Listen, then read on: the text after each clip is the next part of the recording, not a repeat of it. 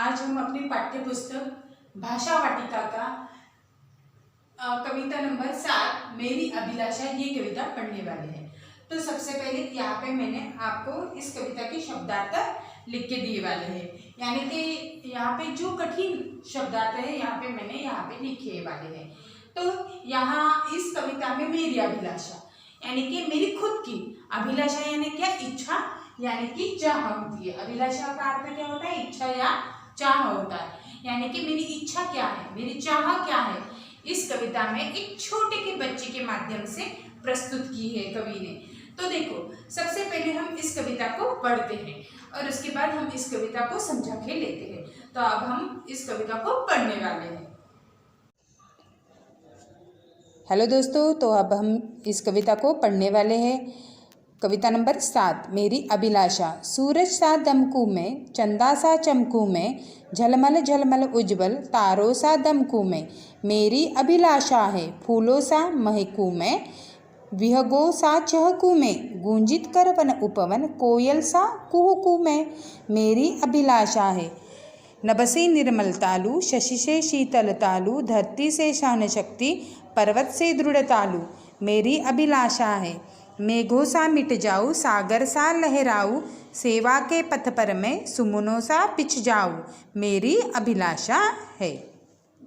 हमने यहाँ पे ये कविता पढ़ी वाली है। तो अब हम इस कविता को समझा के लेते हैं। तो देखो, सबसे पहला वाला प्यारा इस कविता का, सूरज सा दमकू में, चंदा सा चमकू में, झलमल झलमल उज्जवल तारों सा दमकू में, मेरी अभिलाषा है।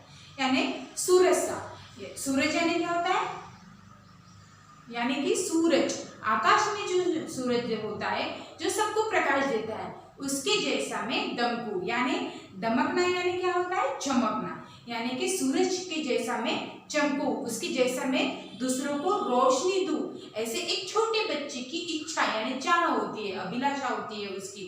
तो चंदा सा चमकू में, चमकू यानी कि वो भी चमकना ही होता है।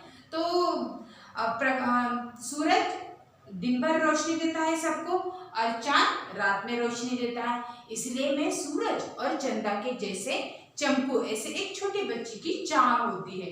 झलमल झलमल उज्जवल तारों सा दमकू में, दम यानी तारे भी सूरज और चांद के जैसे चमकते ही रहते हैं, यानी कि रात के समय में चांद और तारे चमकते हैं और दिन के समय में सूरज चमकता है और दूसरों की सहायता करते हैं। वैसे ही मैं भी करूं, ऐसे एक छोटे बच्चे को उसकी इच्छा रहती है, चाह रहती है। दूसरा पैरा इस कविता का, फूलों सा महकू, विहगों सा चहकू में, गूंजित कर वन उपवन कोयल सा कुहकू में, मेरी अभिलाषा है।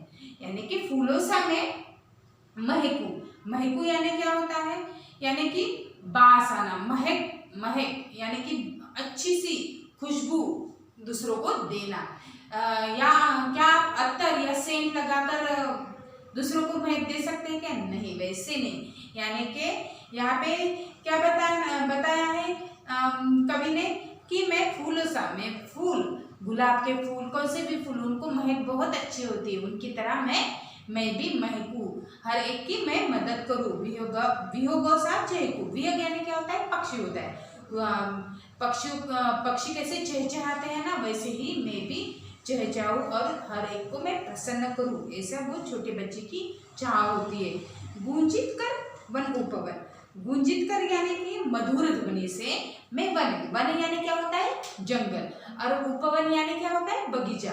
तो वन जंगल में और बगीचे में जाकर मैं अपनी मधुर ध्वनि से यानी कि मेरी अच्छी वाणी से सबका मन में मोह लूं, ऐसे उस छोटे बच्चे की आशा है। कोयल सा कुहकू में, मेरी अभिलाषा है, यानी कि कोयल के जैसा मैं कुहकू यानी कि कुहकू करना, वैसे ही मेरी भी मधुर वाणी हो, ऐसे ही एक छोटे बच्चे की चाह होती है, इच्छा होती है। इसमें का स्टांजा तीसरा, नभसी निर्मल तालु, यानी कि नभ कितनी स्वच्छ निर्मल होते हैं, वैसे भी मैं नभ से उनके जैसे निर्मलता लूँ। शशि से शीतलता लूँ, यानी शशि यानी क्या होता है, चांद होता है, और शीतलता यानी ठंड, उसके जैसा मैं ठंड रहूँ यानी शांत रहूँ, ऐसे वो छोटी बच्ची की चाह होती है। धरती से सहन शक्ति, पर्वत से दृढ़ता।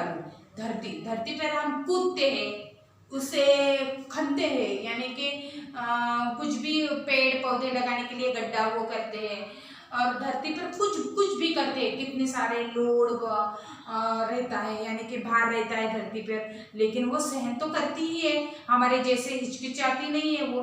तो धरती के जैसे मैं सहन शक्ति लूँ, और पर्वत से जैसे दृढ़ता, यानी कि दृढ़ यानी क्या होता है, मजबूती। पर्वत कैसा मजबूत होता है, हवा आओ, आंधी आओ, कुछ बारिश आओ तो वो हिलता भी नहीं है, वैसे ही मैं पर्वत से दृढ़ता हूँ, ऐसे उस छोटी बच्ची की चाह होती है। इसमें का स्टांजा नंबर 4 यानी कि लास्ट वाला, मेघों सा मिट जाओ, सागर सा लहराओ, सेवा के पथ पर मैं सुमन सा बिछ जाओ, मेरी अभिलाषा है।